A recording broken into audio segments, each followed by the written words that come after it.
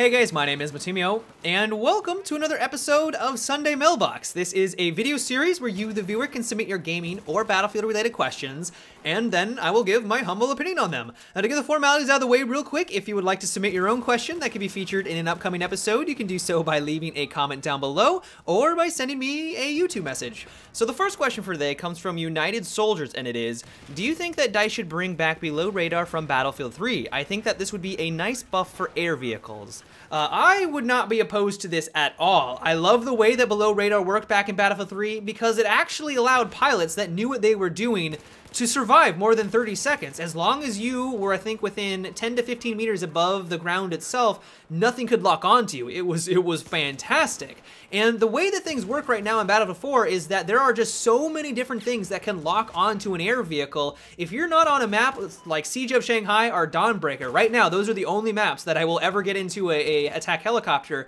because if you're playing on something like Gold Mud Railways or a flatter map, you're pretty much just a sitting duck at that point. You don't last for more than 20 seconds. Like, if you're able to go on a 5-minute kill streak on Gold Mud Railways, either the enemy team doesn't know what you're doing or you are just one of the best pilots out there. Like, it is very, very challenging to do well. And so if there was a system Below Radar in place where the pilot could take advantage of trying to break those lock-ons, it would allow them to last for more than just 15 seconds on these flatter maps. And not only that, but it was also kind of a risk-reward type of system, because if you were taking advantage of Below Radar and you were only 10 to 15 meters above the ground, while the myriad of different lock-on missiles couldn't lock onto you, all of a sudden you are much more vulnerable to RPG SMAs and in Battlefield 4, the SRA. Whenever I see a low-flying helicopter, I get giddy, especially when I'm playing as the engineer, because I know all of a sudden they are much more susceptible to getting sniped by an RPG or one of the dumbfire rockets. And so it is that type of system where the pilot kind of has to think, do I want to fly low, making it so that I can't get locked onto things, but at the same time get vulnerable to these dumbfire rockets, or do I want to fly higher where I'm not going to get one-shotted by a SRA or an RPG, but at the same time I am now vulnerable to the Stingers and the mobile AA and all of the other lock-on missiles. And so, at least for me, I would love if they added this into the game. I think it would add a different dynamic in there, and because it's kind of got a risk-reward, I thought it was balanced. I guess DICE disagreed with me because they did not put it into Battlefield 4, but it is a system that I appreciated in Battlefield 3, and if they added on in, I would be a happy camper. The next question comes from Sons of Thunder, and it is, what about a feature to where reload speeds take a little longer when you are fully suppressed? Maybe a 25 to 15% increase. DICE could implement an animation where your character kind of struggles to get the mag in or something like that. This is actually a really interesting idea, because while I really like the current system in Battlefield 4 where it just increases your weapon sway, it's nowhere near as bad as it was back in Battlefield 3. Like, the Battlefield 3 version, you guys know if you played that game, it was awful. It caused your bullets to fly randomly everywhere, and trying to line up shots, especially if you were using a bolt-action rifle. Like, this was probably the biggest nerf to the recon class back then, is because if you were fully suppressed, it was literally impossible for you to try and nail a target at long range. Your bullet would just fly 1,000 meters away from your target. Like, it was that bad. And so for Battlefield 4, I like the current system, but honestly, I would not be opposed if DICE did decide to add something like this in place, because it would kind of further the immersion and the realism. Admittedly, I've never been in a combat scenario. I've never had bullets whizzing by. I've never had to reload a weapon in and of itself.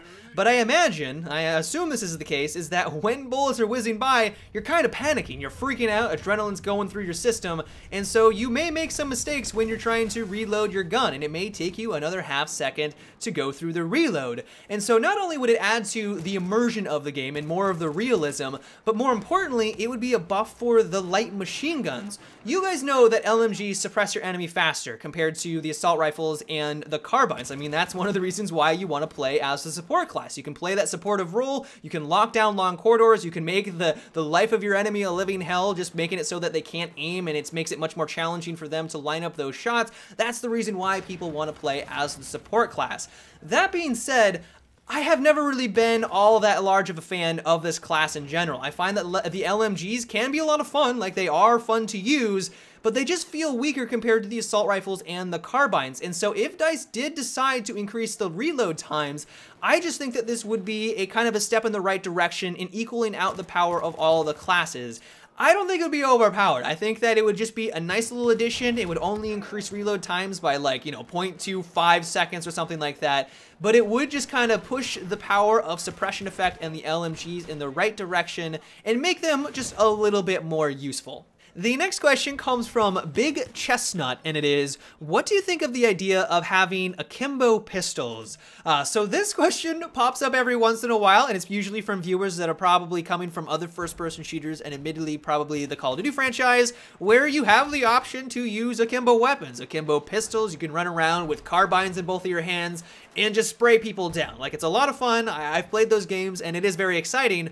But one of the things that I've always appreciated about the Battlefield franchise is that they always go for a level of authenticity. And I mean, I've never been in the military, and I could be completely wrong, but at least from my knowledge and kind of seeing documentaries and movies, a lot of people in the military don't use akimbo anything. Like, they're using their weapon, they're aiming down sight, they're using the weapons appropriately. And I don't think you're ever going to see a combat scenario where that's actually useful. I mean, weapons have recoil, and when you have both of them in your hands, they're going to be bouncing all over the place. And I guess for pistols, it wouldn't be that large of a problem. I could see pistols being somewhat viable, but at the same time, I don't even think in the military they are going to have akimbo pistols as well. And so while it's an interesting concept, and I know a lot of people out there find it very appealing, and they like the idea of just running and gunning and using this akimbo style gameplay, I just don't think it fits the Battlefield universe, and so I would not want to see that in an upcoming game or in Battlefield 4.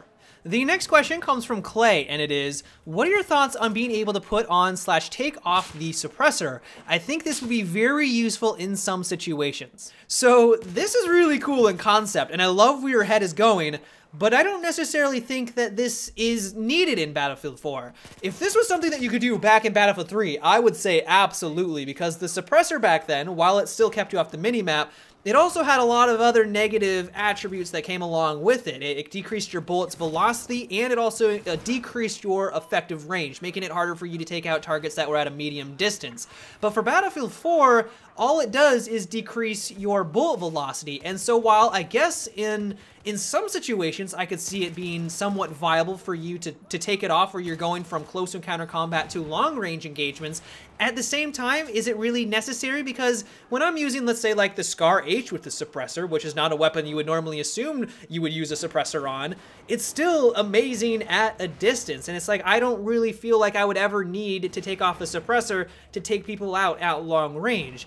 But honestly, now that I kind of think about it, if you had the option to do this, then it may actually make the suppressor way too powerful, because then any weapon that you use is now versatile in every single type of combat scenario. So if you're using an assault rifle and you're playing up close and personal, you can use the suppressor, but then when you move out to long range combat, you take off the suppressor, and now you have a weapon that's well versed in every single type of combat scenario.